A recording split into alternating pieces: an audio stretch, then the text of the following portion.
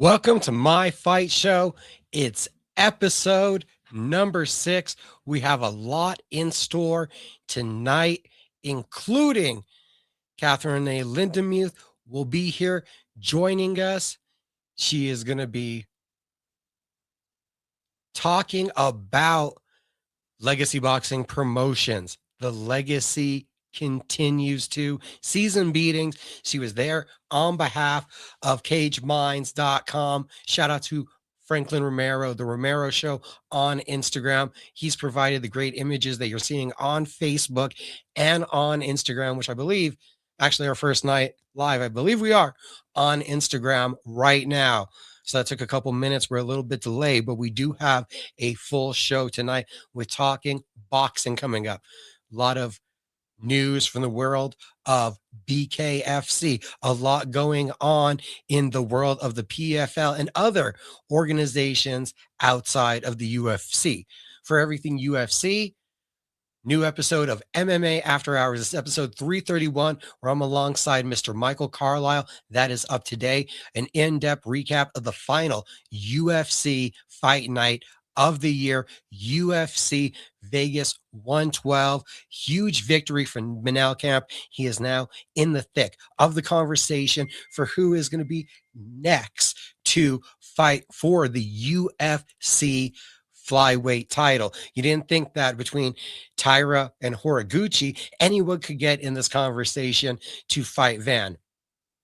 Here we have Manel Camp after a third straight knockout, this one in the first round. We discussed that. We discussed Kevin Vallejos, now definitely someone to keep an eye on in the UFC featherweight division, all the way up to number 13. Talking about the featherweight division. Hopefully tonight, we're going to have an opportunity and be joined by, already on the show, going to be a friend of the show, Steve Mean Machine Garcia is expected to join us tonight. We're going to get his thoughts on the featherweight division, the ending of the year for the UFC. Which brings me to another announcement. If you saw MMA After Hours, well, listen to MMA After Hours that you can find wherever you get your favorite podcast. We will be taking 2 weeks off in the new year, coming back with our 2025 year recap, our 2026 year preview, and leading up then into our first preview episode of the year for UFC 324. So 2 weeks off from MMA After Hours, Pro Wrestling After Hours. It'll be up and out tomorrow. I'm sure that me and Michael Carlisle are going to get deep on John Cena's last match. And I might touch on that a little bit tonight as I've requested Fred Slow. We're going to see if he has the opportunity to jump in. The Duke City Championship Wrestling promoter might have an opportunity to get him on the show, preview their last light event, December 27th, El Rey Theater, your last opportunity to check out professional wrestling in New Mexico for the year. Fred Slow was also there live in Washington, D.C. to see the last match from John Cena. So hopefully we're going to have him here on a little bit later. And Ray Viza, he is heading out to Philadelphia tomorrow, the final Fight World card of 2025. It's Fight World 42 up there in PA. Send him a request if he has a couple minutes. We're going to have him on. The plan for the first guest is Catherine Renee Lindemuth, as she's going to be helping us recap seasons beating the Legacy continues to from Legacy Boxing Promotions. That was a 7-fight card. We have a whole ton of stories going on right now at cageminds.com. You can see a bunch of them there on the bottom line. Manel Camp makes a statement at UFC Vegas 112. We have the PFL results. We have your BKFC results. We have all of the fight announcements from the UFC as they are laying out the huge schedule for 2026, the Q1 schedule of what it's going to be like when the promotion now debuts on the Paramount Network. CageMinds.com, CageMinds_CSN across most of the social media. It's Cage Minds Combat Sports News, YouTube and Facebook. We are live actually this time, Instagram, Facebook, YouTube. Got that going. This new machine powered by Robbie Ray Images, event photographer, fight photographer. We're going to get a logo up for him. powering the show now. So that was a upgrade to have us be able to do a couple more things this week and to get the show going in the direction I've been hoping for. We have the new MMA After Hours up. Pro Wrestling After Hours will be up tomorrow everywhere you get your audio podcast. We'll definitely be talking about John Cena's last match. We're going to be talking about the AEW Continental Classic. So that is all available every Saturday and also on Apple Podcasts and Spotify. I'm on Mike Adams 2.0, ESPN Radio, Albuquerque 1017, The Team. So who knows what we're going to talk about there? That is the wide world of sports and entertainment. And that one, literally, you don't know who we're going to have on guests from acting, from directing. We've had musicians, all the way to combat sports athletes. So check that one out on the weekends. The audio podcast gets re-released every Sunday. And a shout out also to Barbara Gabe's Fades for helping make this happen. That's 100 Coors Northwest Lobo Plaza right here in Albuquerque, New Mexico. The northeast corner of the Coors and Central intersection, the shop with the old school heart and the new school feel. It's the holiday season, and they do have a walk-in special coming up for this holiday season. Get you guys looking right at a really good discount price. It'd be nice for the holidays. You look right, you feel right, and you didn't break the bank doing it. It's Barbara Gabe's Fades. So first up, the plan is to have Catherine Renee Lindemuth. She should be along any moment to help us go over season's beatings. The legacy continues too from Legacy Boxing Promotions. And as I say that, I see her right now. So let's get her in here right away. Hey guys. See, you can hear me right away this time. We made some upgrades. I can. I know. I got it all fixed and I'm not in my car, so. And we can hear you this time. Guys, this is already off to so much of a better start than last week. Absolutely. You were out there live, Kiva Auditorium. Yes. What was the energy and the atmosphere like? Because for the Albuquerque area, it's been some months since we've had professional boxing. Yeah, and I think our spectators, the people that came out, were really, really wanting a good show. This was a great show put on by Legacy. Again, shout out to you, Micah, for me being able to, be you for the evening, get a little information, and then, Legacy for holding such a sweet card. It's a very nice venue. It was very easy to view, and that was a great card lineup. And I know that everybody was wanting something good to watch, looking for some good entertainment here in Albuquerque, and it was brought to them. That's all I can say. Abraham Perez, this is now 3 wins in a row since a near death experience. That was a triumph in itself, just returning to boxing, and slowly but surely he is ramping back up the competition, and slowly but surely it also sounds like he's starting to look like himself again. Yeah, it was a really great fight. Honestly, he was sharp. His boxing skills looked really right up to par. He had great angles. His power was on point too. Obviously with the nice finish that he had, his power was on point. His shots looked sharp. He was going for it. He definitely earned that title. What did he do on the night that was most effective in your opinion? Honestly, the fact that he stayed active, he had a lot of pressure, and it wasn't just meaningless pressure. I feel like sometimes you can have this pressure where it's just like attacking. He was meaningful, hitting great shots in between his movements, easily, passing up those angles. It was really beautiful to watch. He just looked like, if not normal Abraham, upgraded Abraham. It looked really good. And, his opponent could definitely feel his power.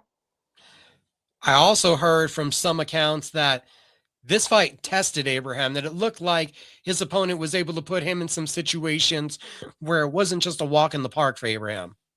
Right. There were some moments that I felt like he kind of got in trouble, where Ibata came back out. He had a lot of pressure, kind of pushing back on him to where Abraham kind of had to step back, and take a little damage, but swiftly came right back with combos to get himself out of it. It just looked. There was a couple moments. He was a very tough fighter. This was not an easy pushover fight for him.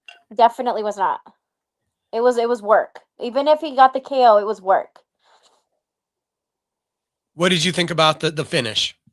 Honestly, I was kind of curious at the end if the ref had called it or if the corner had called it, but it was the corner that it was indeed the fighter that chose that it was time to stop. Due to how he felt, the power that Abraham was bringing. There was just no stopping. There was no stopping it. So it was a very good finish. You always wish that these great conflicts where it's a lot of a lot of movement, a lot of pressure. You see a lot of stuff going on, and it's really enjoyable to watch. You kind of want them to go on for a while, but as a fighter, sometimes when it's time. As a corner, when it's time to pull that towel, and the ref too, but it was a pretty good finish, Did you honestly. see it in his body language when he was going towards the corner that you were thinking maybe Abraham could have got him out in the next round? Did you see that breaking pattern almost coming?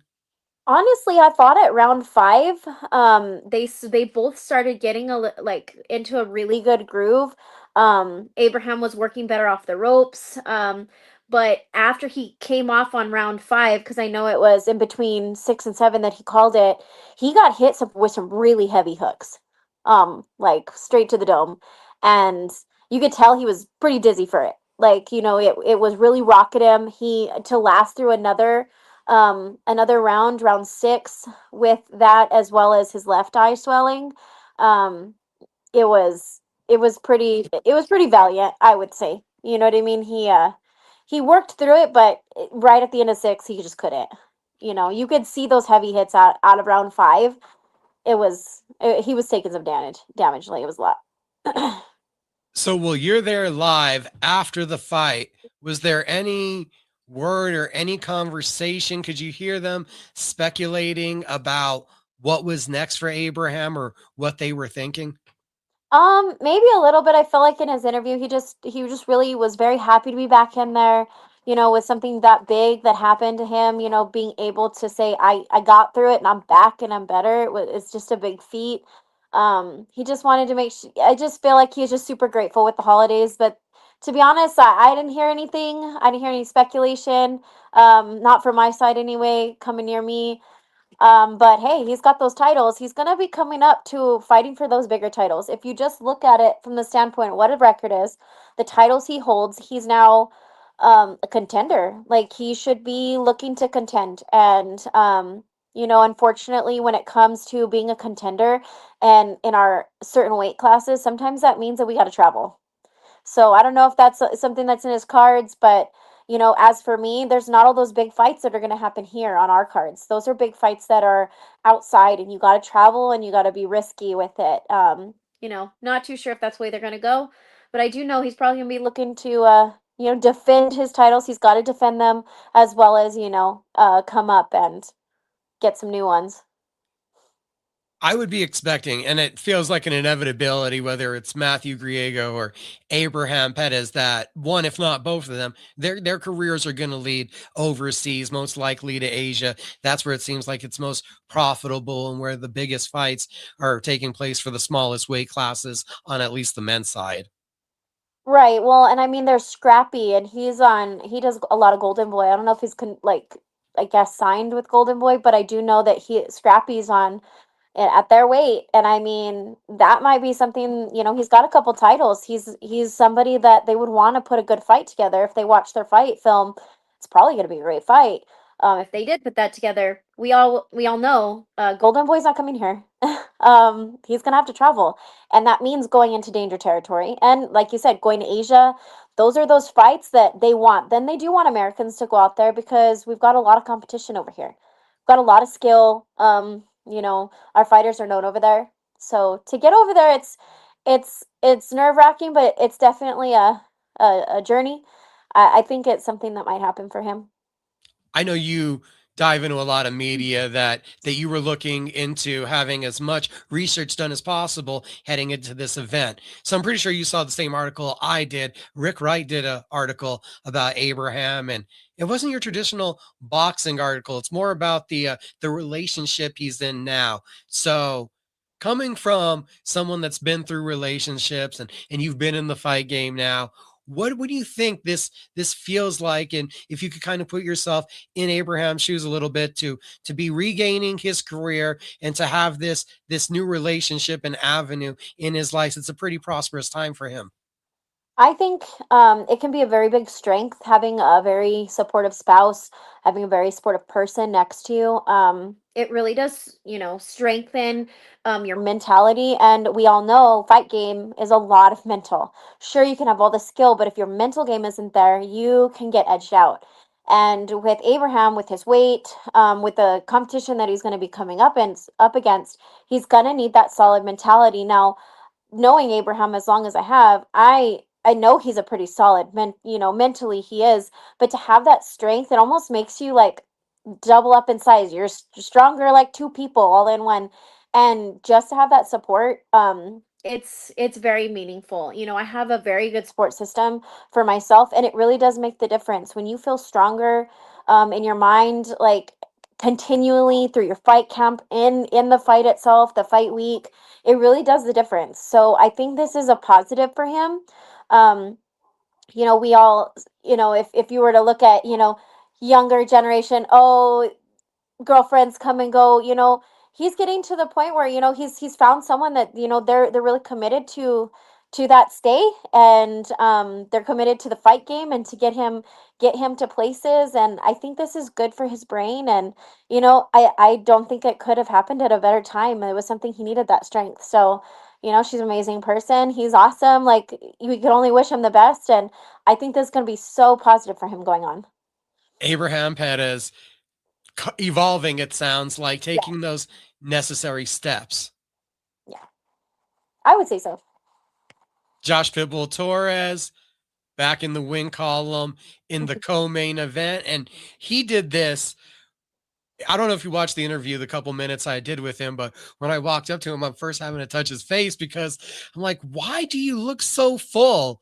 And to move up what's essentially 13 pounds, if not Hmm. 15 pounds from his normal weight class to go in there and handle business, just a testament to who he is. Well, and I've been in that situation. You almost dig into your strength of where you're at, because you don't have to cut as much weight. You don't have to drop as far. You get to be stronger where you're at, and it does something to your mind. He did, like, it was a great fight. He came out pretty strong out of the gate. He even earned a knockdown in his first round, and there was lots of oohs and ahs. I mean, he had everybody out of their seats, everybody cheering for him. Lots of comments from the crowd cheering him on. Um, I mean, he's came out strong. Like, he's been waiting for a while to get back in there and do his thing. He's battled, I don't know, promotions not pulling through with the fight, and things kind of like those disappointments, and then having injuries. He's battled through all that, so he was so ready to be in there. So 13 pounds, whatever. Get in there, do business. He's makes him, he fought a little stronger, maybe.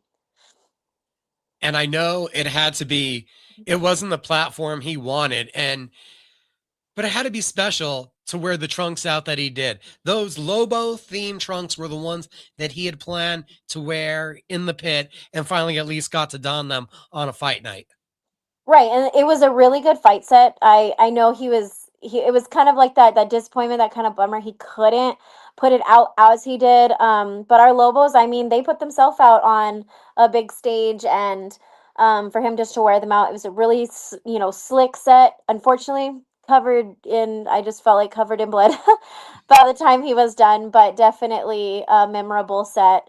It just brings a lot of pride. I feel like Albuquerque really has that pride for our local teams.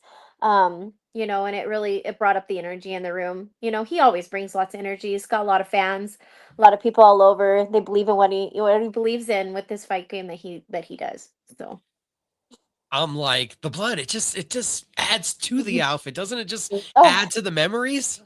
Right, it adds to the gruesomeness of what we do, and just that thought of him raising up the Lobos. The Lobos already dominated, even though we couldn't get as far as we did. Just it's just that viciousness and the New Mexican spirit. That's I feel like it's not cherry on top unless you get some blood on it. Get some blood out of someone's nose or get some blood on the gear. It's the New Mexico way, I guess. Have the kids already bugged you for the turquoise jerseys yet?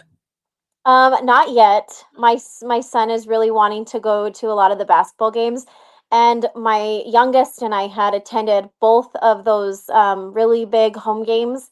We went and sat out there for the home games for the Lobos, and he actually got to run on the field when all of them were not supposed to, and he got some gloves and one of the guys towels and a ton of autographs and signatures. I mean, he came away with a lot of stuff. So I mean, my kids are a little smaller, so they're not in that, I guess, college mindset. Oh, I need this jersey. I need this or that. They're cool with things that they can get from the players themselves. It's like if they've touched it, sweated on it, used it, they've got to have it. Which, I mean, I still find it kind of weird, but I understand. It's the game worn and the Mhm. game used. Now, a big game on the night also, Christian Cabral.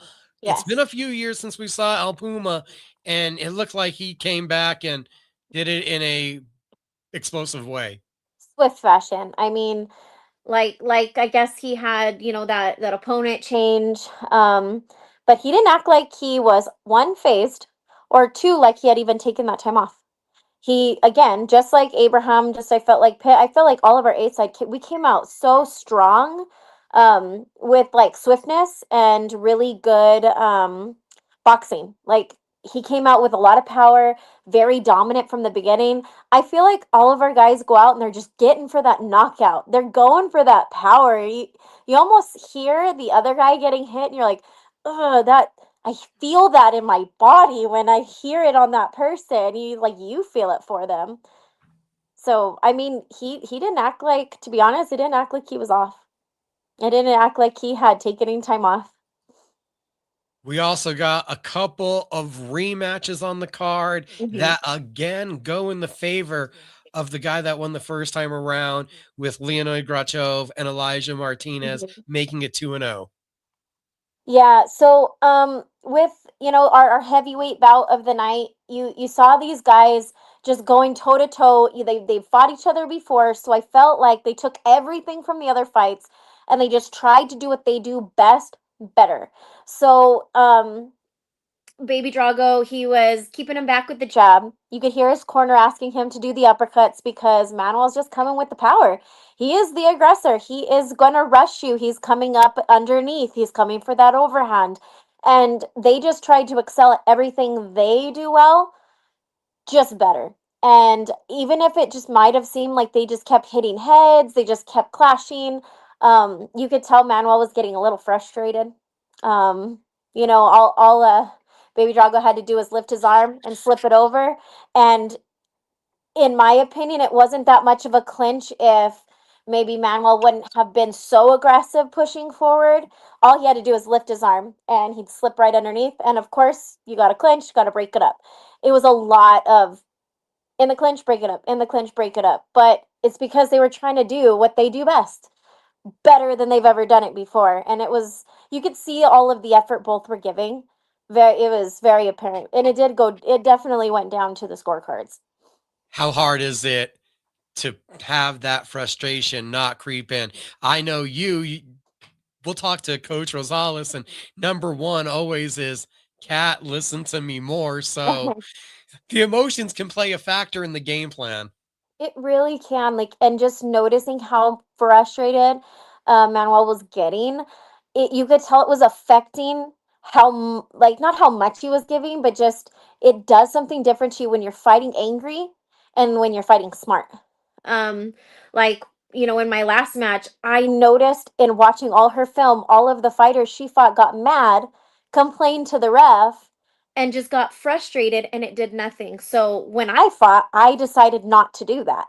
I didn't complain to the ref. I didn't say anything. I didn't try to get frustrated in that moment. I tried to box smart because in that turn of your mind, and I could see it with Manuel all night. He's just like, again, again, like he's like, oh, this is frustrating. You know, I just felt like it really did have an effect on just that mental game, that mental part of fighting to edge yourself out. Elijah Martinez, also a rematch scenario. That one was a very recent rematch. I believe their first meeting was just like 6, 8 weeks ago in Amarillo. Right. And I mean with that close, there's a lot of feelings behind it. You know, he's wanting to avenge that. You know, he just wants to get that back. And you know, I felt that he was a beautiful boxer. Just watching him move, watching his sharp, very direct and powerful shots was really something. I will say that he did get into trouble a few times, and I kind of questioned, and I wrote it down, like, was he trying to bait him to expending his energy to just unload in the second half of the round? Because at some point in one of the rounds, I felt like he might have been taking a little more so that he can just unload after. So he has more energy to get into that. You keep using the word he. Oh, sorry. I'm like, throw out their Elijah. names so we all know which one is which. Well, like Elijah, he kept taking a lot of hits, and I wondered if Elijah was just taking them to wear Damien out. Like I was like, I wonder if he's just letting him wear out. And I mean, it did work. He got a little, you know, Damon did get a little tired because when Blue came out and he started unloading, they are powerful, they're sharp and direct. They know where they're going and they make it there almost every time. It's very pretty to watch to see his boxing etiquette and his brain move. And you know, I just felt, you know, sometimes it looked like he was in trouble, but just to come out of that, boom, boom, boom, combo, combo, combo. You're like, oh, never mind. Was worried for nothing. All right. And then easily from the photos, I don't think there was much of a debate that the fight of the night was Quentin DeLeon versus Austin Lewis. Absolutely. I feel like they stole they stole the night just by everybody up in their seats. Bloody bloodbath. If you wanted the best epitome of seasons beatings you could get, it was that fight. New Mexico is known, like, we like to watch bare knuckle. Why do we like to watch bare knuckle? All the blood that you want to see them get down. You want to see someone get bloody and get broken up. This was just all it. That's pretty much all it. He once, as soon as Austin opened up De Leon's face, it just was on. It was completely on, and then Austin had a huge swelling, his eyes shut, and they're just continuing on and blood all over them. You're just wondering how much longer the ref is going to allow them to just gush blood all over themselves. You just wonder, but it was pretty epic fight.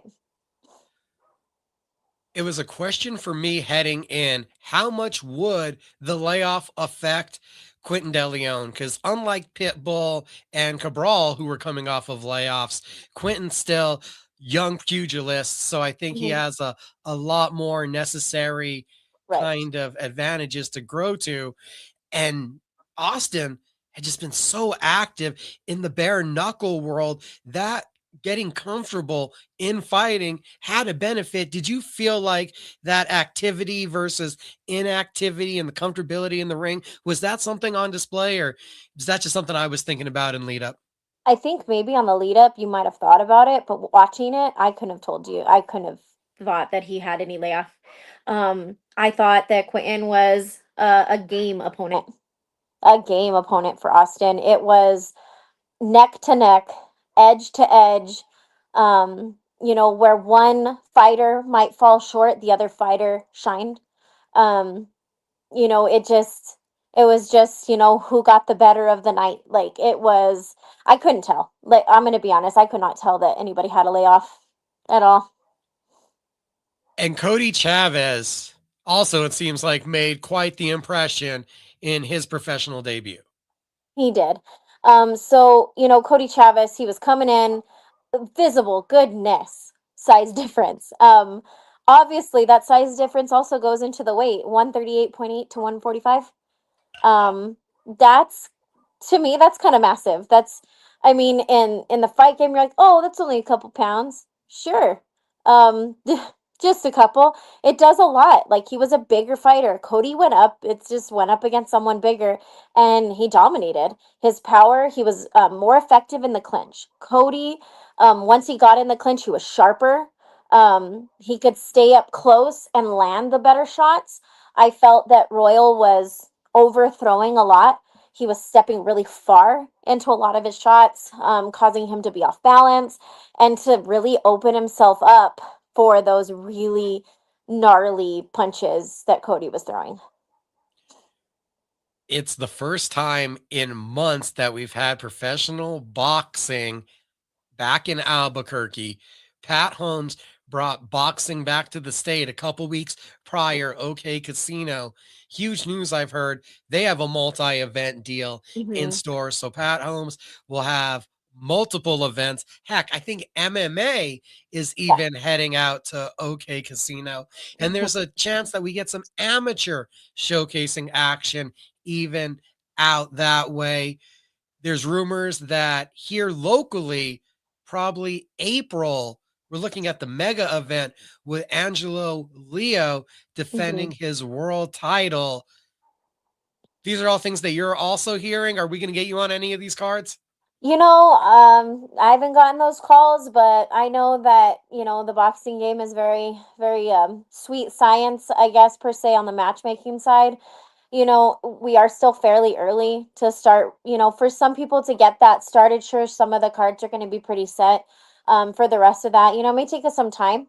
I haven't heard anything yet, but I can guarantee all of my fans and everybody watching, I am definitely wanting to fight for my WIBA here in New Mexico. Obviously, we want to do it sooner than later. And, there's some big names that we can bring in. We just gotta get it done. And I know it's something that the crowd wants to see. They want to see title matches. When do we bring title defenses here in New Mexico? And that layoff of not having boxing was hard. I feel like it was hard on New Mexico. It was hard on me because I'm like, man, there's nothing. I want to go watch. I want to go see a good boxing match. I want to go see, our New Mexico Rising Stars. You want to go see your friends fight, and you're not having those happen. Grateful that it's back. Let's hope it never goes away again because we're a really big fight state, and I don't think New Mexico can do without boxing. I don't think that's possible. So Heck, I think even Yoruba Maru Jr. just I saw that. yesterday putting out that the Tapia takeover January 9th, Borke Brawl, he's going to be involved in that one. And, Yep. and I'm not sure, that may be the same event that's happening at the Casadas nightclub. I'm not sure. That was the most recent announcement from Tapia Promotions, was that combination event. Yeah, that's Borke Brawl. So that's going to be I thought it was at January the 9th. Canvas. Yeah, I think it wasn't located at Canvas. Canvas. Yeah, so it's I saw that. I saw his name just put up today. I was like, "Oh, wow," because I don't know if it happened before that. I saw it today. But I was Just like, "Oh, this yesterday. is gonna be good. This is gonna be good." There's big names. I mean, you've got the Tapias on there. There's all these guys willing to get back in the ring, and you guys know that hunger brings that fighter, that specific fight out of you, and we want to see those good fights. John McDessie versus BKFC vet Felipe Chavez is being Yep. advertised. Former BKFC heavyweight champion Chase Sherman is being advertised.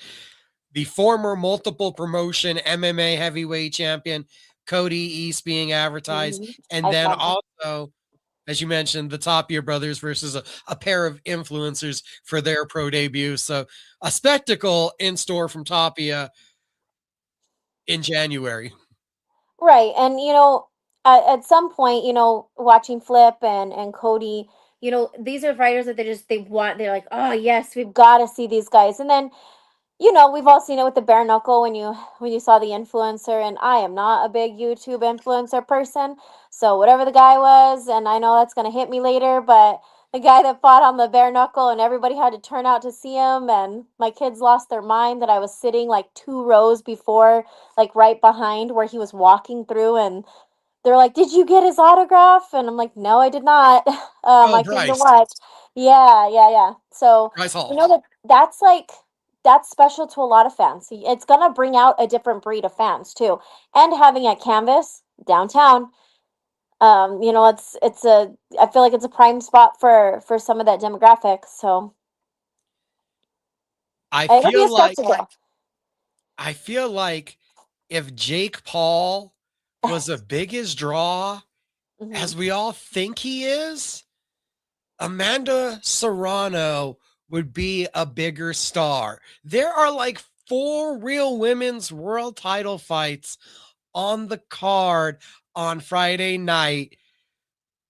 Before you tell me how great all 4 are, because I know you can, do you think that they will get the necessary eyes and kind of catapult or uprising from being on a Jake Paul card to make a difference to help garner eyes towards this sport?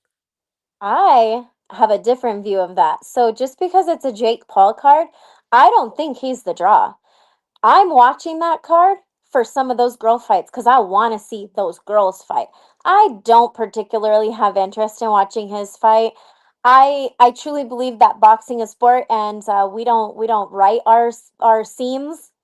We fight. We don't pre-write them. We don't have this planned play out. I truly believe that that has no place, but it's entertaining for some. I'm watching specifically for some of those fights. Yokasta, that's my eye. My eyes have been on Yokasta for years. And seeing her, she's the number one. She should be on everybody's eyes in minimum weight. Anybody who's anybody should be like, that's where I want to be. And I want to see how Yarita does against her because I've fought Yarita twice. I don't think Yarita can handle her the way Yokasta can handle her. I think Yokasta's got a lot more boxing skill, and I think it's gonna over Yarita's power she's gonna try and throw out. I think Yokasa's gonna outscale her. But that's why I don't feel like it's the Jake Paul show anymore. The more names he put on his signing, and I feel like that's a very loose term, signing, the more people he put on his card, the more like those people are leading those cards because people aren't watching for him. I mean, when he brings the biggest names in and it's controversy, sure, y'all want to see something crazy. But when you want to see someone good, you're looking toward those names that you know those are the best boxers in the business right now. You want to see how they perform against those up and coming stars that want to dethrone them. And everybody wants to dethrone Alicia Baumgartner.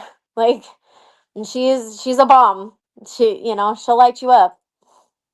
Out of the 4 women's world title fights, who would be the most likely lady for us to hear and new?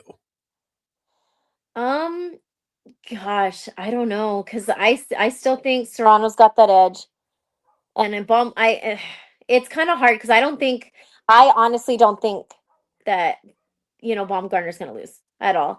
The most likely out of all of them with the up and coming would be Yarita to beat Yokasta, and that would be an upset of the night.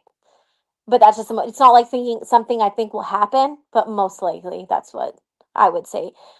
Sugar Neeks, I mean, I'm not too sure that the other girls got it on her, so we'll have to see.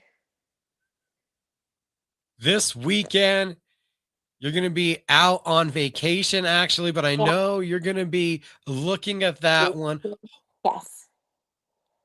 Eyes will be on it. Jake Paul get knocked out?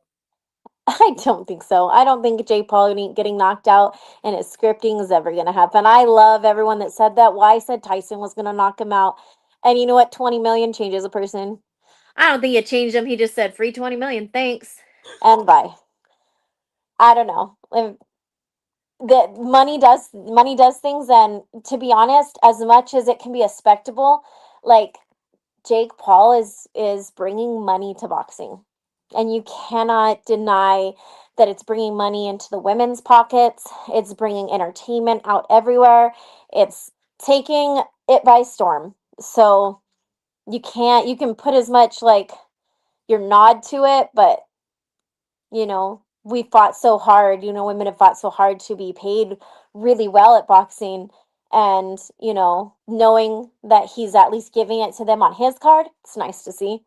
You know, Definitely going over to Egypt's not shouldn't be in any of their radars because, not getting paid's not a fun thing. So Yeah, for anything bad I ever say about Jake Paul's boxing career, that has nothing to do with him promoting women's boxing. And from Shariah Maru to Alexa Garobo to Catherine Lindemuth here, they all need to be signed to his promotion because it looks like there's at least one promoter that's handling the women the same way you would promote the men and try to build these stars. Right, and to see multiple women's matches on most of his cards, it's it's kind of, if you were to look on BoxRec and look about all the events that are happening all through the US, it's very rare to see that on any of the cards. Mostly male dominated cards. The women don't make an appearance. And granted, there's not as many women boxers. Let's be honest, but when we're there and we're not getting the fights because they're not putting it on the cards, and then however, it's promoted. You can't knock him. He's doing a good job with that. So she was at the fights this past weekend, correspondent for Cage Minds. And thanks again for joining us tonight, Catherine. Thanks for having me. You guys have a good night. First guest done. There have been efforts made to Ray Viza. He's an effort in action up in Philadelphia this weekend. Fight World 42, the last Fight World event of the year. We've been in communication with Fred Slow. He has some important business meetings going on right now. He was at John Cena's last match. The guy that never give up, who, his last action was tapping. We might be previewing Duke City Championship Wrestling Last Light. That is December 27th. If neither one of them are able to join us, the Mean Machine will be here later. Steve Garcia. Of course, we got a lot to talk about when we talk about the UFC, when we bring up the ever-evolving featherweight division. Diego Lopez getting another shot. Kevin Vallejos making an impact this past weekend. Looks like Yusuf Zalal is doing everything he can to call out Lerone Murphy. Gonna get the insight from the Mean Machine on how he sees his division playing out. Got to thank everyone. Huge appreciation for everyone that's put your eyes on episode 6, My Fight Show.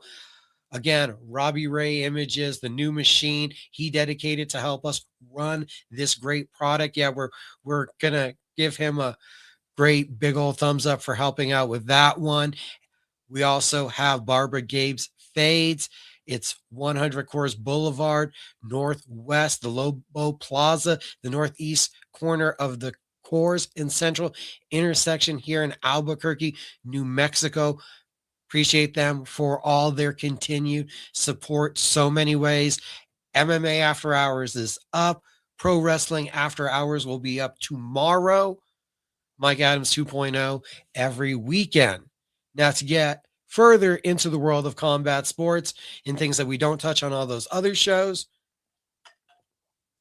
the UFC Apex this past Thursday was host before the UFC Fight Night to UFC BJJ4, Andrew Tackett, and still your UFC BJJ welterweight champion, a heel hook submission of Elijah Dorsey. This one not showing his normal ferocity to get to the back, but this one playing the leg lock game, successfully defends. It was positional control and dominance as Ronaldo Jr. defeats William Tackett, Drew's big brother, via decision, the inaugural UFC BJJ middleweight champion. And Arlie Verne defeats Raquel Conto. It's a Kimura to become the first ever UFC BJJ women's featherweight champion. And it was a vicious Kimura from the top, yanking, pulling. You could hear the visceral scream coming from Kanto. She tried everything to avoid losing that championship match and was unable to overcome. Very impressive work. That night, it was also announced that Mason Fowler is defending his light heavyweight title at UFC BJJ5. That's going to be February 12th. And Mikey Musumeci has resigned with the promotion. His bantamweight title will be defended at UFC BJJ6. That one's going to be March 5th. You want to watch the UFC BJJ action? That is all available right here, live and free on YouTube. Some of the finest Brazilian Jiu-Jitsu you will see out there for that low, low price. Now, the world title fight side of things, the PFL, all the way in France. Yes. We have the culmination, and one in a controversial fashion, of the PFL Europe tournament, the final one, as the PFL Europe schedule is going to be engulfed, merged into the global season, that whole Road to Dubai thing that they're doing. We now have a heavyweight champion in the PFL, and he's familiar to a lot of Bellator fans. The former light heavyweight champion makes it 2 divisions. He's a dual champion. It's outside of the UFC, but Vadim Nemkov accomplishes the feat very quickly, getting on the inside and negating the giant height advantage of the monster Renan Ferreira, who stands at about 6'8", by putting him on his back. 4 minutes into the first round, it is an arm triangle, and Vadim Nemkov making history. Not a super fight champion, not a season champion, but the first PFL world heavyweight champion. And then when you're the man, why not just push all the chips in on the table, go big game hunting? Vadim calls out Francis Ngannou. Speculation, does Ngannou have one fight left on his deal? Most likely, I would assume he's trying to get back into the good graces of the UFC. Dana White's talking about him a little bit more. We got into that discussion on MMA After Hours. But if you are the PFL, if there is any way to salvage the relationship with Francis Ngannou, Nemkov is one of the bigger fights that you could make in the heavyweight division that doesn't include an active name on the UFC roster.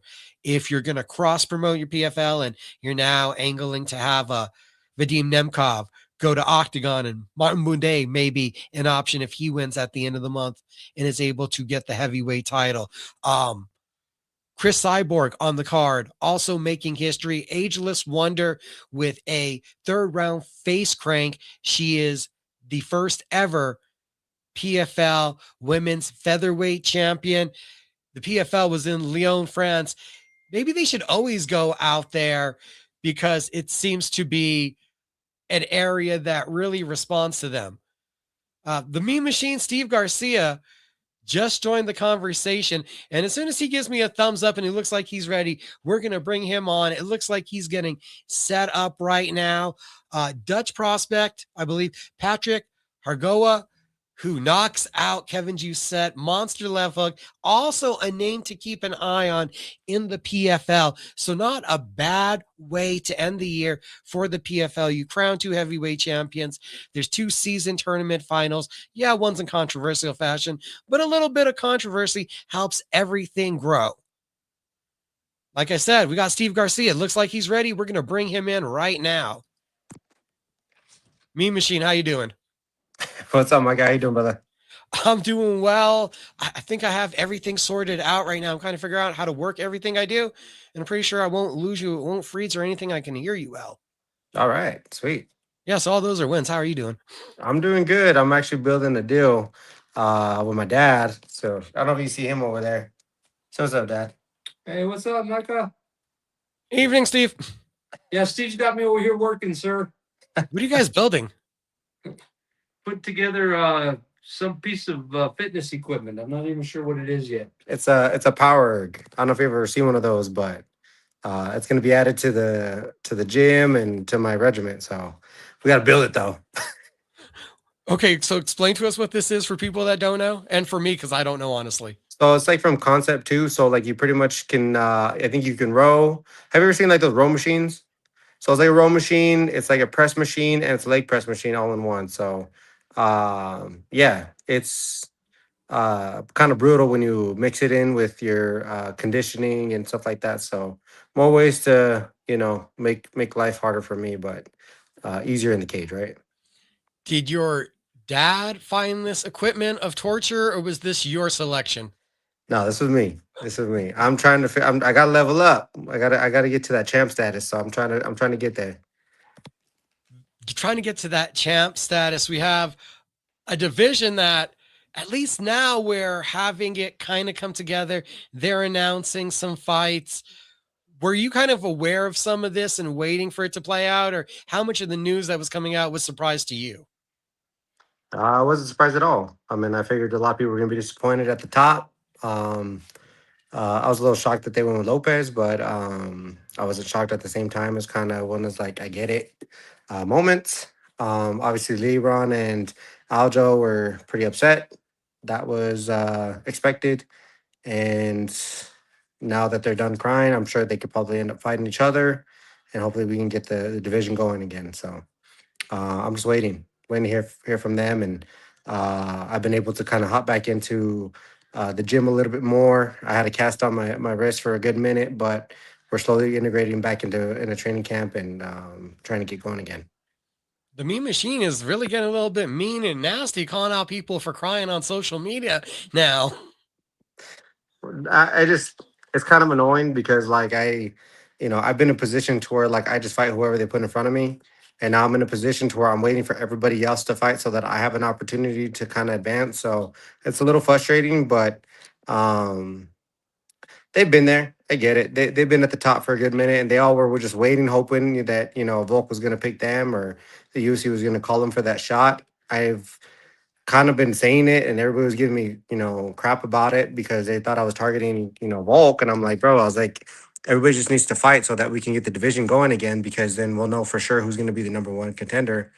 Um, and yeah, so that's kind of what's frustrating to me. I worked really hard to get here, and they're just sitting back, waiting to see who's next. I kind of don't know if I agree with that or not. Is it any relief for you when you see the announcements that are made? 324, 325 are back to back. It almost makes it look like 8 weeks from now, the situation will be a lot clearer. Yeah, I'd say so. Do you anticipate, hopefully, are you going to be bugging them before that time period to see what options are available for you? I just told my manager that like I'll fight any of them. Just let me know when. That's pretty much where I'm at. Obviously some opponents I'd like to have a little bit more of a training camp. Some of them at the top are very like, sports specific, and fight specific. But yeah, man. My whole entire career has always been that way. I just fight whoever they put in front of me. When you see the announcements are being made and everything's getting open and everyone starts chirping, was there one specific announcement that surprised you or made you laugh, or argument on social media that's amused you the most out of all of this fracas? Um, Kind of seeing like Leron's responses and stuff like that were kind of shocking to me. Him talking about he fell out of love with the fight game because he didn't get picked and all this stuff. And um, do I think he's worthy of it? Yeah, I do. Yeah, I think he's worthy of it. I think Masvar's worthy of it, but I know why they're not giving it to him.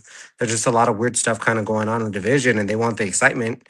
I think Leron's. That's the reason why I think Leron's probably should be next, but Masvar is pretty boring, so nobody really wants to watch him. So people just are not calling it out for what it is. Um, and that's frankly what's going on. That's why they were trying to push Gene Silva. That's why they had him fight Lopez, because if he beat Lopez, they're going to give him the next title shot. Last time we talked to you, you were calling out Josh Emmett because he was ahead of you. You have changed those numbers thanks to the voters very dramatically. So has it kind of changed your call out? Do you want to call out Movsar now because no one else wants to? He's boring. You're exciting. That's a great confliction already. I just told him whoever. I think Leron would probably be my ideal like call out. But it's mainly just because like it's more exciting than fighting a Mosvar. Um, and then obviously I think I want to say I don't know for sure. I think there might be rumors that maybe Aljo and Zalal might be going at it. I don't know. There's just a lot of speculation, and obviously with this new deal kind of going on with Paramount, I really can't tell you. I don't know. There's just a lot of variables kind of like going into this. And I know they're trying to make great cards, great matchups, and I'm curious to see what's going to be next. I'm assuming that, obviously Liron or Masvar are going to be next after Lopez. So unless they fight each other and get like a true definite like number one contender, um, I think that would be the best case scenario. But then you got Yair in the mix. You got the winner between Gene Silva and Arnold Allen in the mix. There's just a lot of things that can happen. So, yeah, man, I'm just here. What's going on? Do you start coming up with any plans creatively? I mean, we got to give it to Yusuf. It was great timing to have the Ramon Murphy name on the cell phone. He was there at the pay-per-view waiting for that kind of call out opportunity. Have you started to think of any skits or anything you could do for a call out to arise our social media community? Honestly, I really couldn't tell you that. I'm here to just throw down with whoever's willing to step in front of me. I don't think people really want to, weigh the risk. If you weigh the risks, it's gonna be really really difficult to fight someone like me, who is gunning for you, and the following may not be there. So, um, I don't know, man. Like I said, my job's to fight. They can figure out the rest. Do you feel like you're a scary man, a risky fight for all these other guys? Everybody, I'm a problem for everybody. Got really excited when I said that. You look like that gets you motivated almost. It does, man, because like I know what I do, I know what I can bring, and each fight has built a lot of confidence, and that's what it is. It's not arrogance, it's not cockiness. I'm just very confident in what I can do. That's why I'm not really going out there and just talking, kinds of smack towards everybody. Some people can think that way, but the truth's the truth sometimes, and that if you want to consider that smack, it's smack. But there's people that are upset about who got the next fight to fight for the belts, and I'm not even the one hating on it. It's literally in front of us on social media. So they're showing how they're acting, and like I'm literally just saying what's going on. So I don't know if that's really smack talk. I think I'm a tough fight for everybody. I can speak about myself, and I know that I can bring it to any fight that they put me in. So um that's kind of where I'm at. I mean, it's what's nice is that I'm at the top, so it's cool because like now, there's only a few people around, and you can't really hide from me. You know what I mean? I'm like almost trapping you. So let's see who they give me next. I don't know. Your win streak has been so strong, and I think it's added to that strength. Like Melchizedek Acosta is just wrecking fools Yeah. after having fought you. Do you take notice of what he's doing and be like, and just see that and know, hey, this is looking like a really good beneficial win for me because people can see how good he is. Dude, I'm beating guys that are actually doing really well. At least they were had a couple streaks. Like Makizio is on a good streak right now. Chepe was on a good streak for a good minute. Even Chase Hooper was on a good streak for a minute. I'm beating guys that were actually on pretty solid streaks.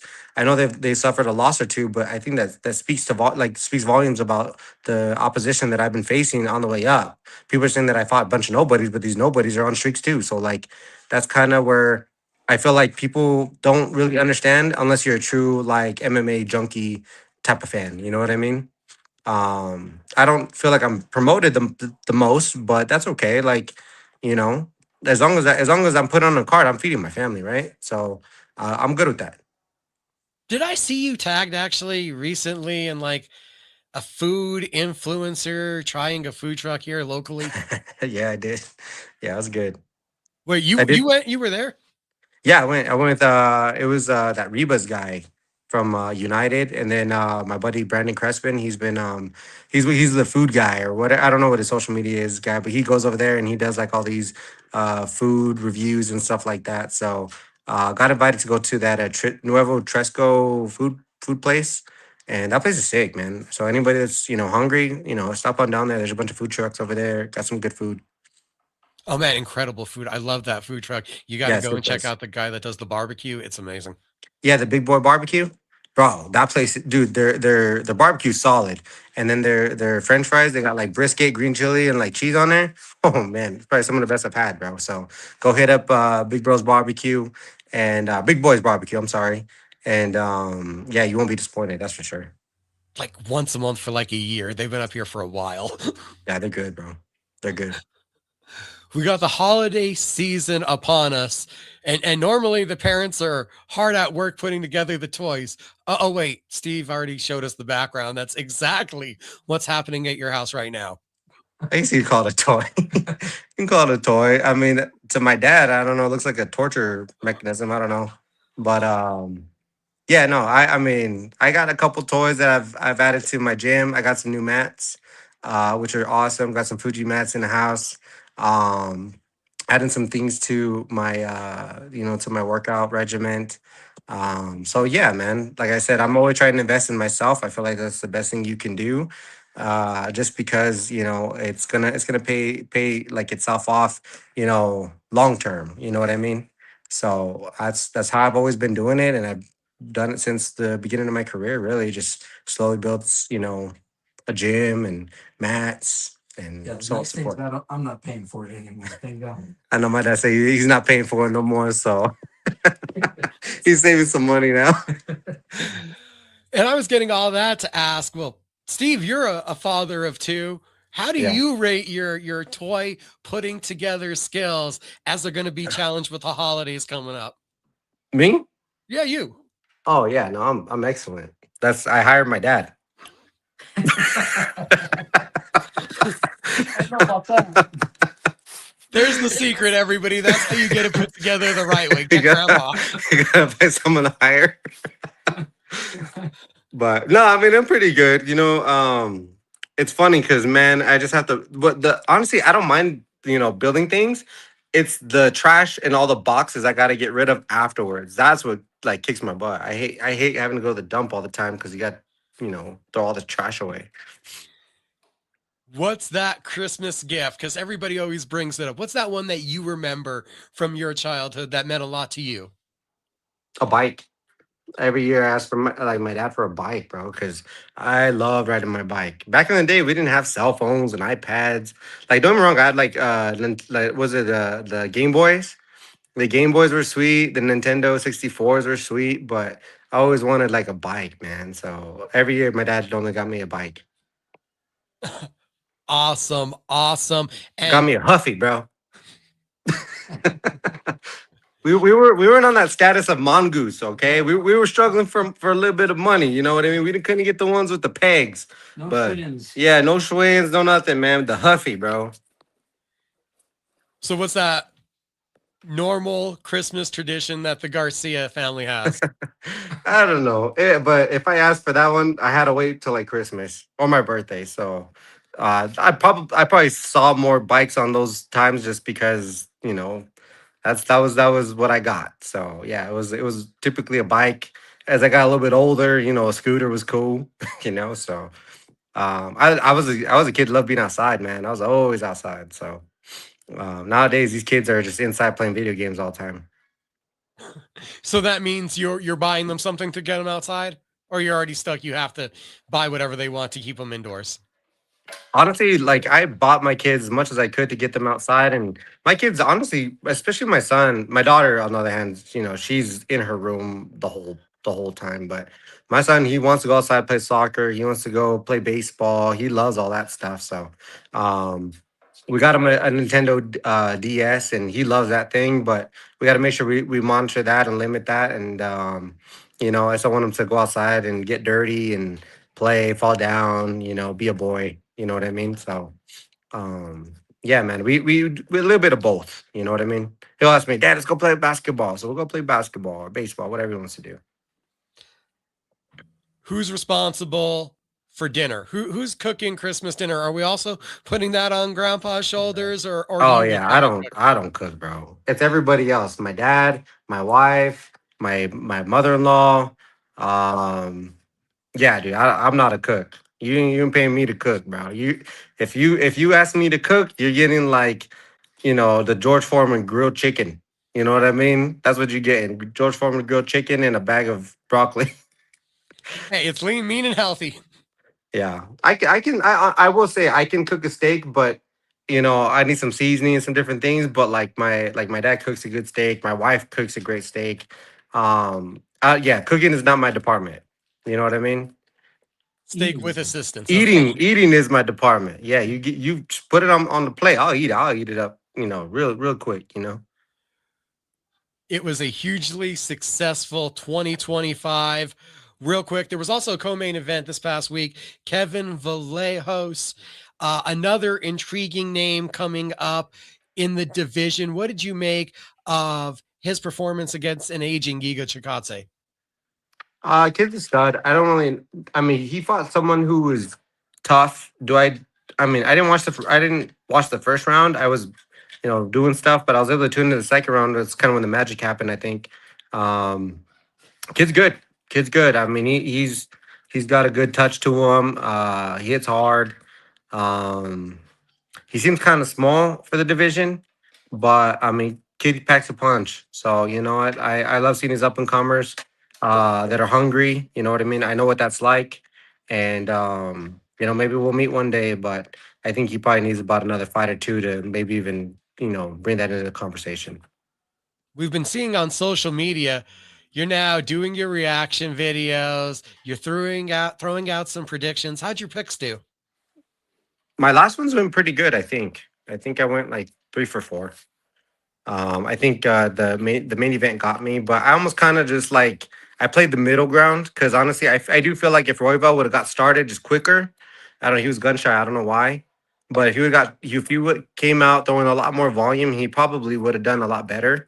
But I knew Cape if he just was on his A game, which he was, that was gonna happen. I knew that was gonna happen. So.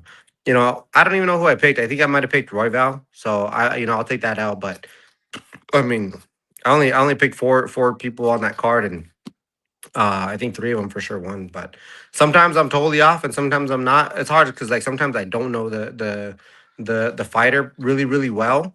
I may have seen a clip or two of them, but that's yeah, it's a prediction. You know what I mean? It's not like I'm trying to tell people to bet thousands of dollars on my predictions. It's just what I think. You know what I mean?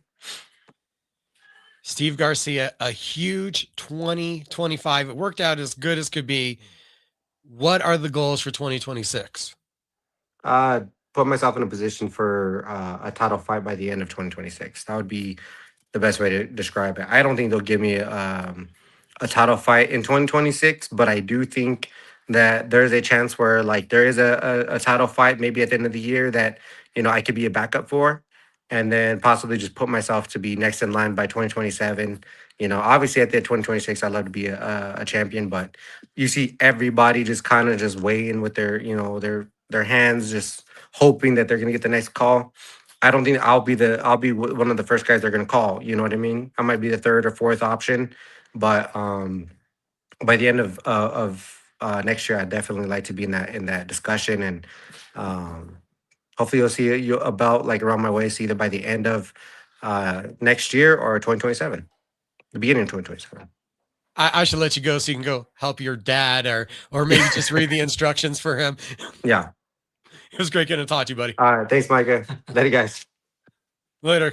Good night. Mean Machine, Steve Garcia, a phenomenal 2025, putting himself in prime position to talk about the true path to getting to a world title. We already know Diego Lopez, first crack at Alexander Volkanovski. Movsar Evloev, Yair Rodriguez, Lerone Murphy, Aljamain Sterling, the names ahead, including also Arnold Allen, Youssef Zalal. Arnold Allen going to be back a lot sooner than some of us expected. Didn't actually expect him to return to the division. So hopefully we're talking about Steve Garcia. Everything goes right. Just a couple fights away from that biggest opportunity of his life. This is My Fight Show. We're going to step away for a quick break. Barber Gabe's Fades, Lobo Plaza, 100 Coors Boulevard, Northwest here, Albuquerque, New Mexico, the place to get your look right, the holiday season. We are going to check in with Ray Viza and Fred Slow to see if they're going to be able to join us at some point tonight. I still got a whole bunch of bare knuckle to talk about. We'll be back in just a moment.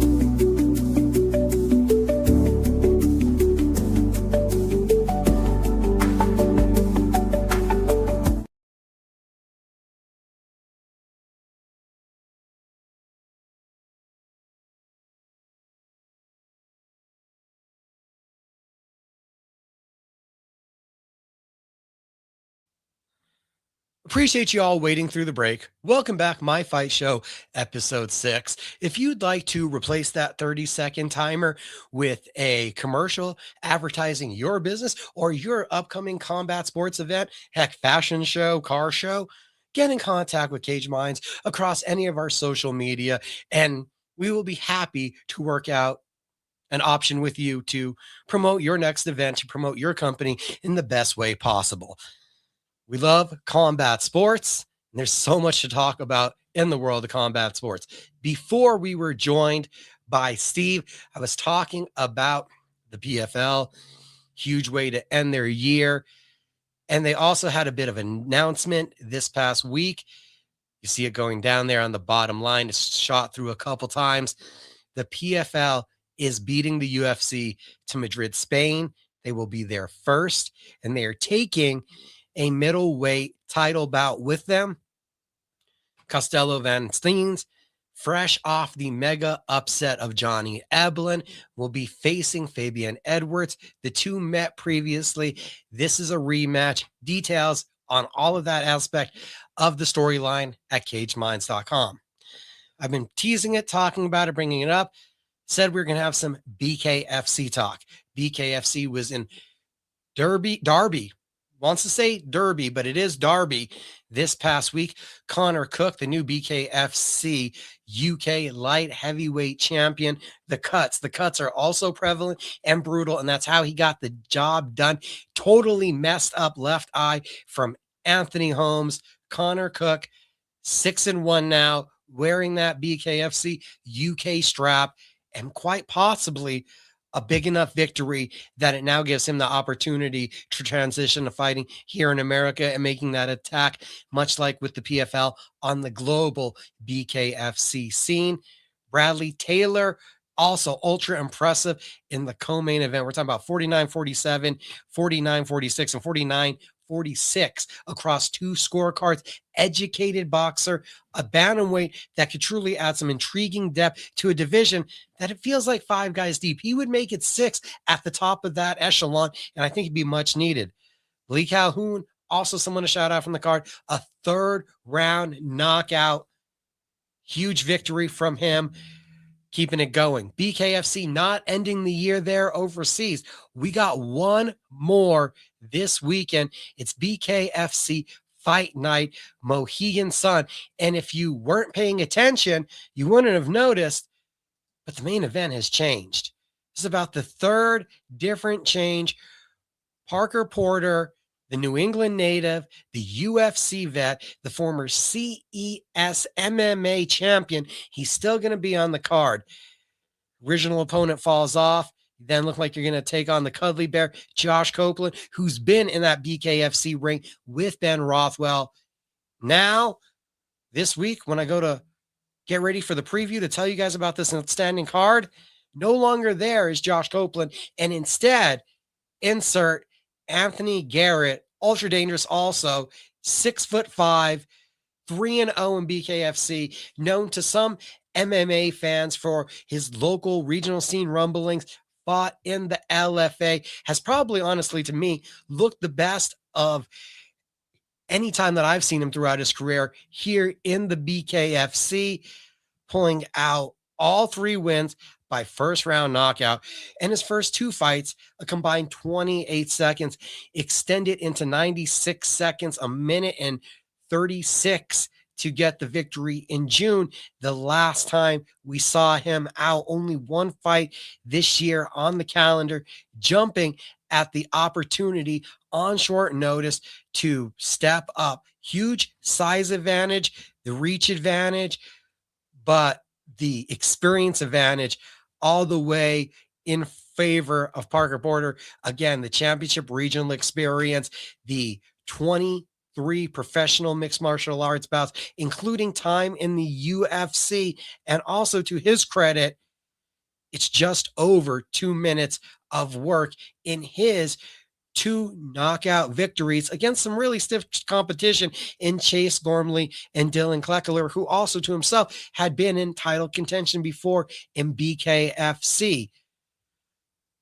Pat Casey, David Sanchez listed as your co-main event. Some have said that that may give away to the experienced boxer Gary Bellotto III taking on Skylar Mahler, who really did maul his opponent. Peter Barrett also had some UFC experience. He's going to be on this card. Landry Navarro, who has had an explosive start, looked like contendership was about to be in front of him on the precipice of it. And then he's had his first stumble in BKFC. He's going to be taking on a familiar name to us New Mexico fans in the man that won the first ever BKFC fight sanctioned in New Mexico, Anthony Sanchez. Women's strawweight bout, Gabrielle Roman, bit undersized at 125, putting in the work back at 135. She's going to be taking on Crystal Van Wink, who comes in as the favorite. Big expectations for Ken Van Wink. Also enter her name into the title conversation that is occupied by Britton Hart and Dr. Sarah Snell at this point in the BKFC's 115-pound division. So the BKFC in Mohegan Sun to close out the year.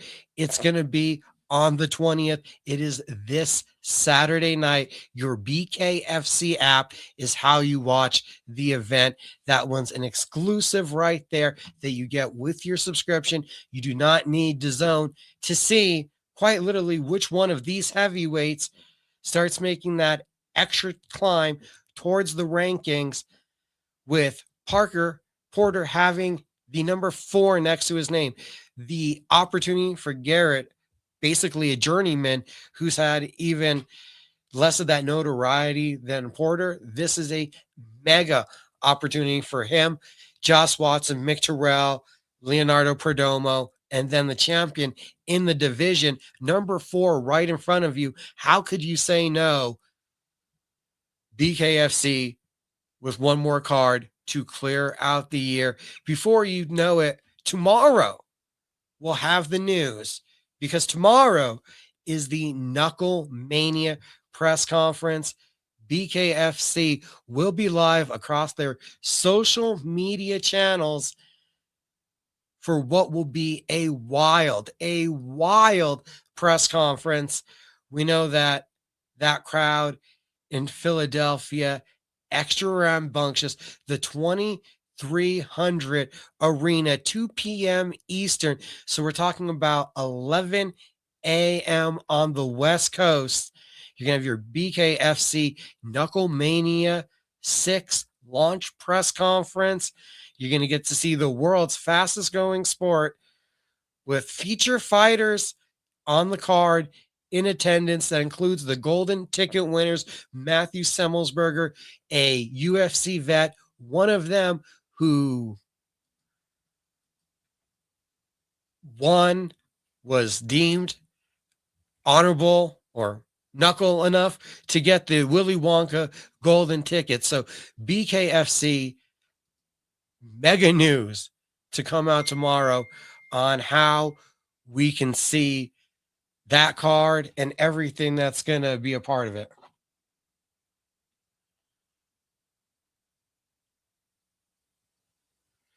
Looks like we do have some communication.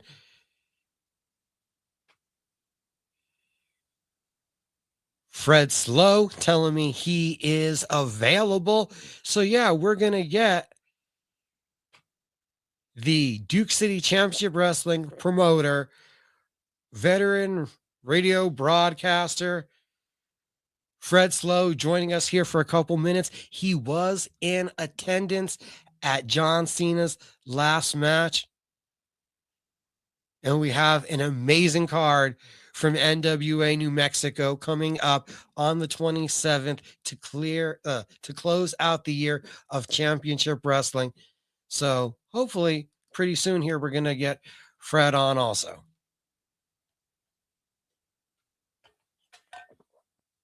CageMinds.com right now. Like I said, a lot of results are up, a lot of breaking news in the world of combat sports. There's a lot going on. BKFC also, don't forget, we do have the welterweight title fight announced for next year. Dustin Page is going to get the first shot at challenging Julian Lane. Lane has really put it together, taken his game to another level. And it's not just a brawling style, it's a real technical acumen that we're seeing out of him. So really excited to see how that one plays out. The power that Peg has been generating lately has been the biggest visible improvement in his game. An element that going over to bare knuckle, well, you know, it's bare knuckle. A lot of people hit hard. I don't think he was someone that you automatically just looked at and said, oh yeah, this guy can hit hard. So interested to see how that plays out. Peg Lane, the first BKFC world title fight of the new year. We also had an interesting announcement come down from BKB. Bali's Fight Night by BKB debuts January 9th, Biloxi, Mississippi, and quite a few familiar names. The BKB women's lightweight champion, Monica Medina, is going to be taking on Hawaii's Monica Franco, BKFC veteran. So I'm sure familiar to a lot of us. That card actually quite a few BKFC vets that you'll recognize, like Bobby Taylor is going to be taking on Martin Brown. That one jumps out at me. And not to mention, you also get Christina Chris versus Andy Wynn, Douglas Freeman, Nick Villar, Christopher Gonzalez, Jeff Dent, Terrell Ursay, Nate Roberts, among the additions to that card. So an interesting new pairing with Bali's Fight Nights from BKB that you can see on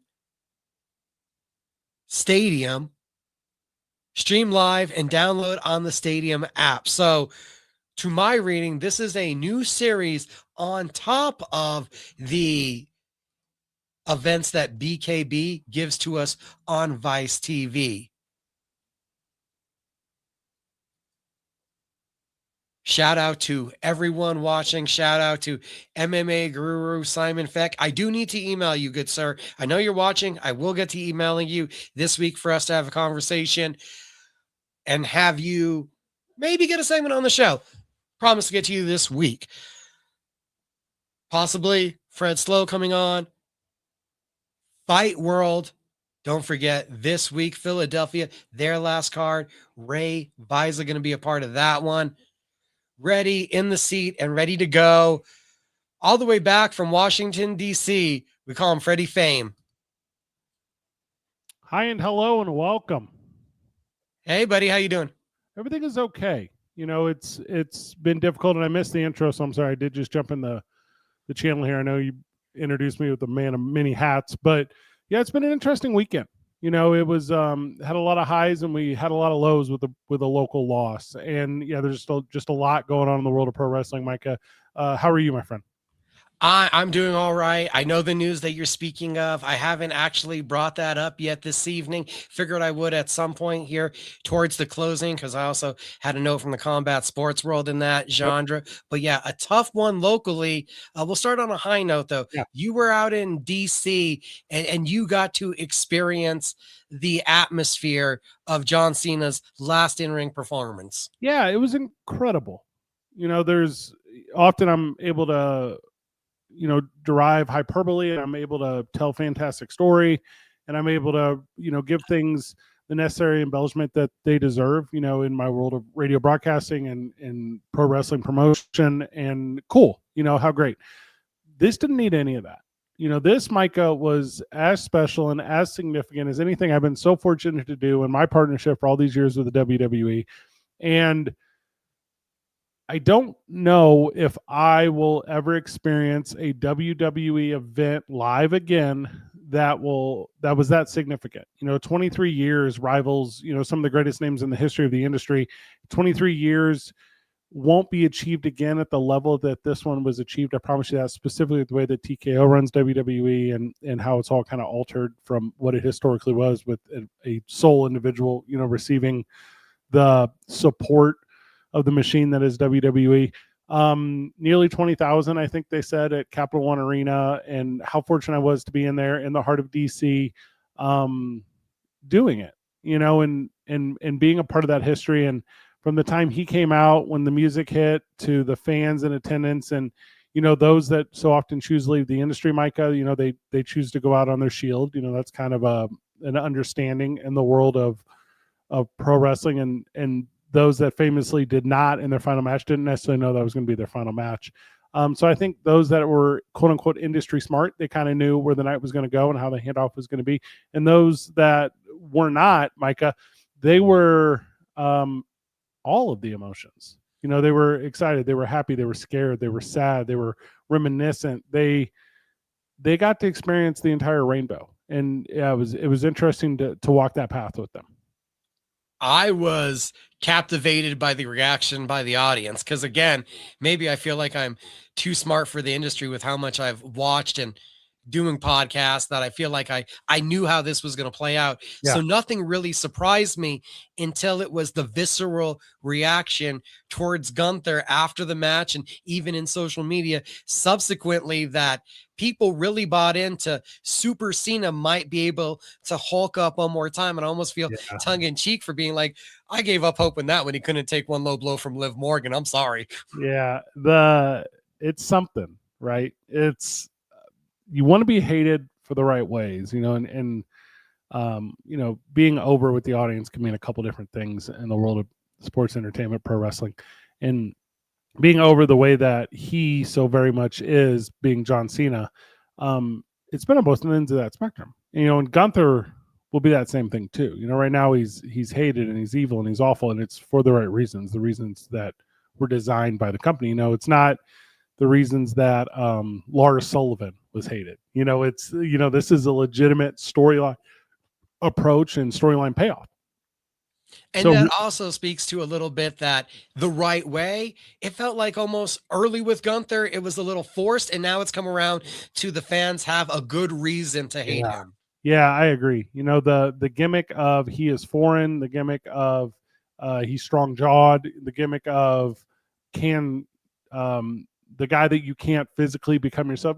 That's a good overarching narrative. But after you set that foundation, you have to build upon it. And this is it. This is, he beat your childhood hero.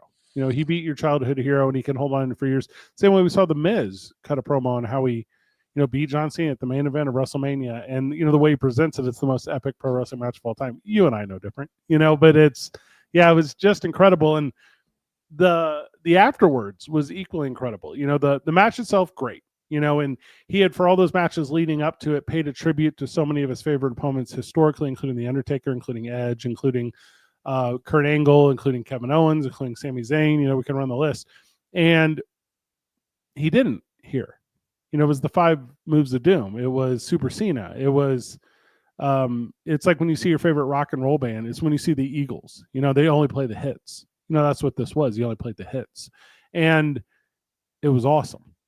And it was awesome in a way to where you can, for a moment in time, suspend disbelief and be that fan, because I'm there in a professional capacity, right? But you get to be that fan, and you can do this, and you can celebrate for a minute. And afterwards, all those other professionals we're talking about, not the broadcast professionals, not those that put on the show at the venue, but the performers, the back of the house guys, they come out ringside, and they played this nice little tribute video at the end, which, if you didn't get choked up, it's because you don't love it the right way. But they play this really nice thing at the end, Micah. And then afterwards, he didn't stop to thank everyone. It wasn't that he didn't shake everyone's hand around the ring. It wasn't that, but it was a tip of the cap. It was a bow, and it was a very graceful exit. And those that surrounded the ring celebrated him without him, which is interesting foreshadowing, because that's what professional wrestling is going to be moving forward. It's forever going to move forward without him, the way that it moved forward without Hulk Hogan, the way that it moved forward without Bruno Sammartino, the way that it moved forward about fill in the blank.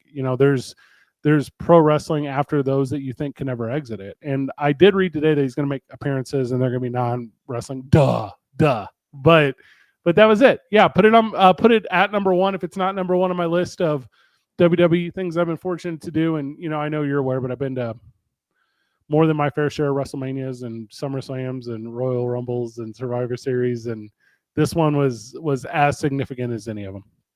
Easily, I think that we're going to see more from him, especially this year, because I think it's likely he goes into the Hall of Fame. They like to make a big wow, and I think that year kind of culminates this year with John Cena, Stephanie McMahon. Those two headliners would be massive for the Hall of Fame. I think you're 1 year off. I like your mindset. I think you're 1 year off because I don't think Vegas needs the help. Vegas is going to draw, and Vegas is going to be the fans that already want to be there. And just like last year, I was so fortunate to go last year, and Vegas is the business. Saudi Arabia, though. Saudi Arabia loves John Cena. Saudi Arabia wants a reason to, and I mean, you put any multiplier number on the cost of those tickets to create that demand. So it's my second to least favorite thing about the WWE is the relationship with Saudi Arabia. My first least favorite is, and Mick Foley said it really eloquently today, is their relationship with leadership that is in a position to harm others, and they take advantage of that. Aside from that, I assure you, Saudi Arabia already has it in the bag that he will be in the Hall of Fame class that goes in over there. No doubt in my mind. You know what? After The Undertaker, you're probably right that he is the most beloved figure over there. Yeah, Brock Lesnar. I mean, obviously that's a very cliche one. I do believe Brock Lesnar will retire this year. I do believe SummerSlam's in Minneapolis, and he's a Minneapolis guy, and I do believe that will be the send-off for him, the way I kind of understand how WWE takes advantage of moments.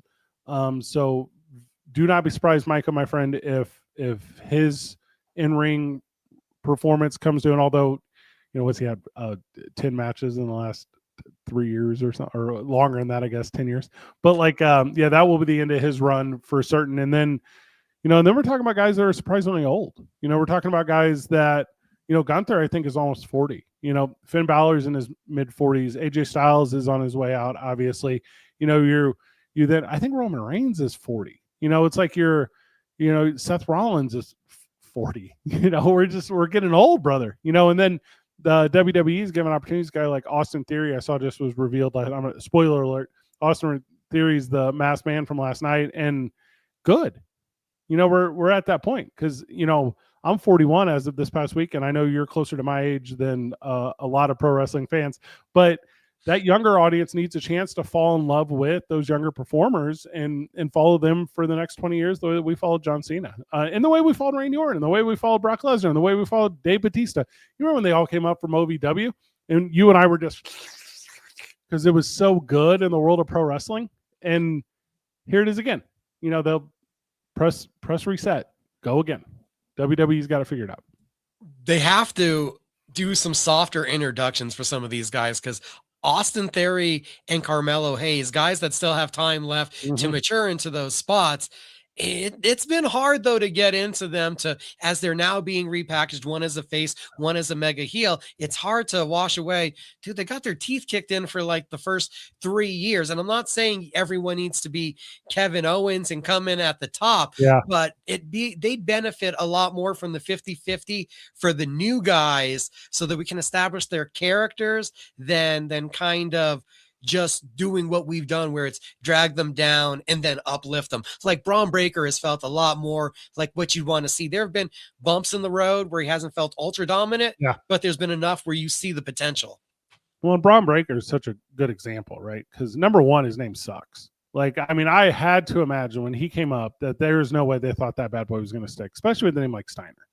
Historically speaking, there's a handful of them, and Steiner is making their way into that list. And you want to, through the legacy stuff, and we're talking about what? We're talking about Flair. We're talking about Rhodes. We're talking about, and we can keep going. But Steiner, is currently on the outside looking in of that lineage, but it would be one to celebrate.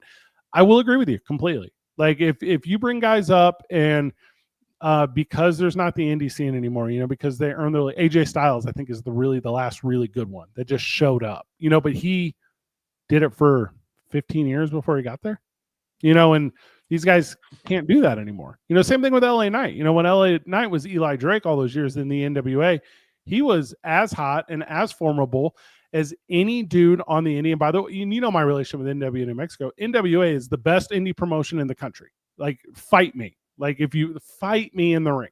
And whenever he showed up, they tried to bury him right away. You remember he was like the manager and like a model gimmick or something? And then he gets himself over. And then as he gets himself over, he can go from whatever his name was, Dazzling Dan or whatever it was, and he can become LA Knight, and then when it becomes LA Knight, he's even more over, and then it kind of feels a little Zack Rydery, the way that he's not necessarily getting that sport. But here we go. I think he's 39. I think he's 41. Same thing with Zack Ryder. Same thing with all of our favorite ones, brother. We're all getting so very old. Give me Austin Theories. Give me Carmelo Hayes. That tag team over the weekend at the Cena match, as good as anything I've ever seen outside of one AJ Styles botch. It was, there's a lot of young talent, and if you give them a chance to stand in the spotlight, I promise you it'll shine off of them. Like the WWE and AEW and TNA, which is coming to Albuquerque, and NWA, and we can fill in all the blanks. It is the best product it's ever been, pro wrestling right now. Just incredible. It's incredible. On fire, the whole genre, not just nationally, but locally, where we still have one more event. The 27th, we have Last Light, Duke City Championship Wrestling, NWA, New Mexico, one more time at the El Rey Theater before the year ends. And when you go look on the website right away for the tickets, I think it's the first time maybe we're having Pretty City Express, the tag team champions. Their faces are front and center, and it looks like they're going to be defending against our friends Sky High. What was the decision like to put this match kind of front and center there on the website? Well, and I tell you what, the tag teams that we're so very fortunate to have access to in the NWA. By the way, big territories announcement coming soon as it relates to the tag team world, so be ready for that. That's not a right now conversation, but that's a get right for it because it's going to come soon. They call it a teaser in the biz, people. Thank you. We've run this one back, right? We've had Pretty City Express, we've had Sky High. These guys have faced off, and they are, in my opinion, the two best tag teams in the Mountain Time Zone. They are, in my opinion, the best two tag teams this side of the Mississippi. And if Texas wants to contribute a duo that could maybe argue it, I would like to see that argument. Because Pretty City Express, they got the look. They have the performance. We don't hand them the microphone enough because I don't want you to fall in love with them because I want you to hate them. But they're that good to that degree. And Sky High is what? Sky High is every 13-year-old kid's favorite pro wrestlers. Sky High is the underdog in size. They're the underdog in stature. You ask Mondo or Robbie, you say, they'll both tell you, if we were both 6 inches taller, we'd be at the next level. They're probably right, which is kind of an incredible thought. So we have the champions, which, are going to stand heelish the way they kind of always do, and Pretty City Express. And then the fan favorites, the hometown favorites, the Sky High, who this is a story we've heard before, right? It's the same for Lonzo. It's the same for so many of these guys who had to leave Albuquerque, go and perform in cities elsewhere, and now they've had a chance to return to the Duke City. And here in the Duke City, they're going to have a chance, hopefully for 2 days after Christmas at the historic El Rey Theater, to bring that championship back to the Lane of Enchantment. And that's an incredible one to me. And also, I will have zero surprise face if Pretty City Express goes out there and not just controls, but controls with definition, that match. And those guys have a lot of talent too. So we'll see. That's going to be a great one. Women's match is going to be really great. We do have an announcement coming on that, but just be prepared for a very good women's championship match. That's going to be a gigantic deal to me. Lonzo is going to take on Brian Idol. That's a can't miss one. Lonzo is on a little bit of a heater, and Brian Idol is on a little bit of a revenge tour since losing 6-6 title.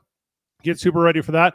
Lemiga is returning to town. I think we saw Chris Watson really for the first time last time, and he is here, and he is a presence, and he's going to do that thing the way that Lemiga tries to do that thing. But if you're going to put an entire building against guys, those two can earn it themselves. you put Turbo Test in front of him, and it's going to be only enhanced. And then the main event not announced yet, and because of news over the weekend, we took a second on kind of our announcing schedule. We will return to it tomorrow.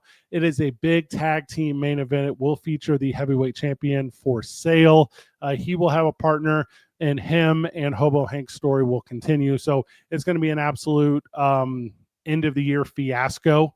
And we hope so very much that people that are in town for the holidays, not only do they come, but they bring their friends also in attendance. DCCWtickets.com. You know how it is, Micah. Also, I think we need a Santa Claus this year. So if you could go pick up a hat and beard, I would love to put you in the role. I think you would do great. I am so scared by that. I don't know if I'm jolly enough. I also gotta ask, and I know you're the promoter, you're running the show. I don't know if you have the time. Is there some way to rein in the ego of Sancho Martinez? There's not no, absolutely not. He's I tell you, he's got the most unique look in the business because he's got the most boring performance in the ring. You know, that's him.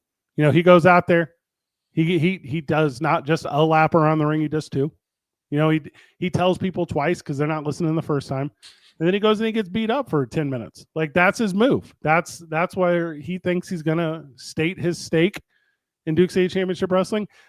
He would be best served taking the time that he spends on social media over at the Thungeon, and he would be best served learning how to pro wrestle with some of the best in the entire country, because that's what we have at Duke City Championship Wrestling, some of the best in the entire country.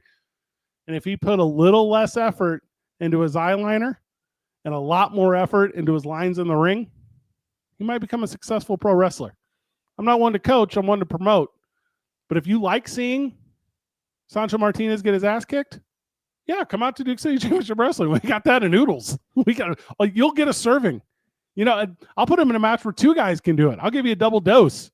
It'll be all that calling out Alonzo, and you just save Sancho by booking Lonzo against Brian Idol, which is going to be an absolute banger. Yeah. But you save Sancho. Well, Lonzo deserves a matchup. Lonzo's a competitor. Brian Idol has already beat up everyone in the Duke City. He's asking for guys from here. Sancho needs a little bit of love. He ain't going to get it from me until he earns it. And he can earn it. Put it in that work. He can earn it. Keeping his head down. And he can earn it from trying to graduate from ring boy the way that he has to ring man. I'm excited to see it when he does. The world of professional wrestling has been on fire here locally, and that was only topped this weekend with also our friends at Duke City Toys, Brain and cool. Sting. Hundreds of people. I was at the back of the line. Yeah. Classic Micah Frankel bringing up the rear. Yeah, that was a cool one, right? You know, Leo Martinez and the team over at Duke City Toys, proud sponsor of Duke City Championship Wrestling, they're doing it in a spectacle way also, and I got it right here that I again cannot tell you, but I can tell you, subscribe to, pay attention to, like, share, updo, all the things you do, Duke City Toys, because they're going to run this thing back. They got another plan. You know, they got another idea. You know, hey, Sting, if Sting's your start, what's your finish? What's your finish, brother? And they got him in. We got more.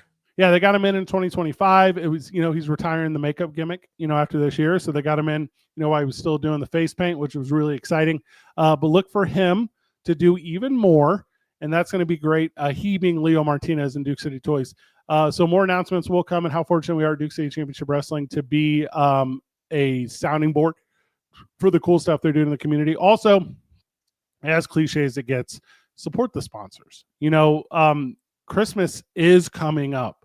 There is someone in your life that wants Legos. There's someone in your life that wants pro wrestling toys. There's someone in your life that wants wind-up cars and vintage whatever and Star Wars this and puzzles, and go. Support Duke City Toys. Support the Albuquerque Dukes. Support your locally owned industries and businesses that don't just represent the culture of the community we live in, but it's the people of that community own those businesses. Get out and do that thing. And I do get it. I do get, Micah, the appeal of shopping online and one click and the whole thing. Don't. Take the time, make an arm's length connection with another human being, and then share a heartfelt gift with them. And Duke City Toys is better than any of them.